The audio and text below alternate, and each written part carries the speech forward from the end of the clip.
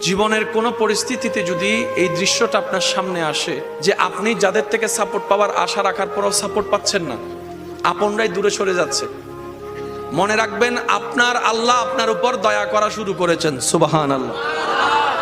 ওই বিপদ থেকে আপনি যাদের সাপোর্ট নিয়ে উঠতে চাচ্ছেন, রব চাচ্ছেন আপনাকে কেউ না করুক সাপোর্ট, আপনার আল্লাহই স্বয়ং আপনাকে সাপোর্ট করতে চাচ্ছে বলেই মানুষকে দূরে সরাই দিচ্ছে। সুবহানাল্লাহ।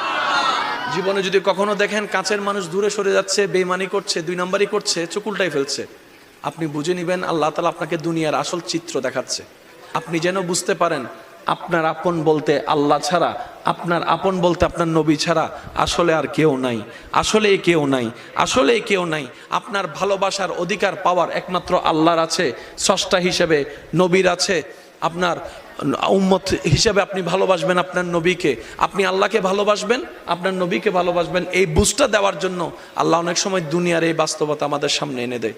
অনেক ভাই বোন, ভাই ভাই এমনও আছে মানুষের কথার ফাঁদে পড়ে, ভুল বোঝাবুঝির কারণে কিংবা মেজাজ গরম থাকার কারণে, দুই চারটা কথার শিকার হওয়ার কারণে হয়তো কোনো একটা সময় দূরত্ব হয়েছে, কিন্তু এখন একজন আরেকজনের সাথে মিলতে চায়, বসতে চায়।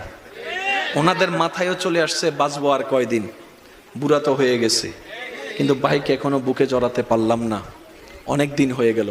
বড় ভাইয়ের মনেও সে তৃষ্ণা থাকে, ছোট ভাইয়ের মনেও সে আকাঙ্ক্ষা থাকে, কিন্তু অনেক দিনের দূরত্বতার কারণে, লজ্জাবোধের কারণে তারা মিলতে পারে না। আমি আমার ভাইদেরকে, যুবক ভাইদেরকে অনুরোধ জানাবো, যদি এরকম কোনো ফ্যামিলি কন্ডিশন হয়, আপনারা যুবকরা মিলে, ভাইরা মিলে, চাচতো ভাই জ্যাঠতো ভাইরা মিলেই আপনারা উদ্যোগটা নেন, ভাই ভাইকে যেন জড়াই ধরতে পারে, ভুল বুঝাবুঝি যেন শেষ হয়ে যায়। কথা বলেন ঠিক কিনা?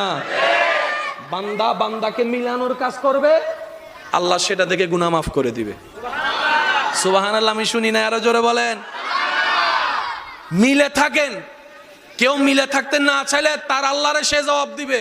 আপনার পক্ষ থেকে আপনি ক্লিয়ার থাকেন, মানুষের উপকার করবেন, থ্যাংক ইউ পাওয়ার আশা রাখবেন না, করতেই থাকবেন। কেন?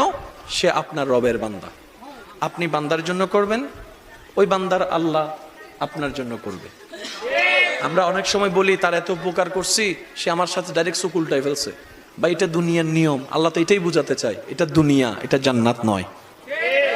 আল্লাহর কাছে সবসময় একটা ফরিয়াদ করবেন, আল্লাহ তুমি আমাকে যতদিন ইচ্ছা এই দুনিয়ায় রাখিও, কিন্তু সে থাকাটা যেন তোমার পছন্দের হয়। আল্লাহ যতদিন আমার নিঃশ্বাস চলবে, সেই নিঃশ্বাসটা যেন তোমার পছন্দের সময় কাটে। আল্লাহ আমাকে তুমি যতদিন রাখবা সুস্থভাবে রেখিও, অসুস্থ বানিয়ে কারো উপর যেন আমাকে বোঝা না হতে হয়, কারণ অসুস্থ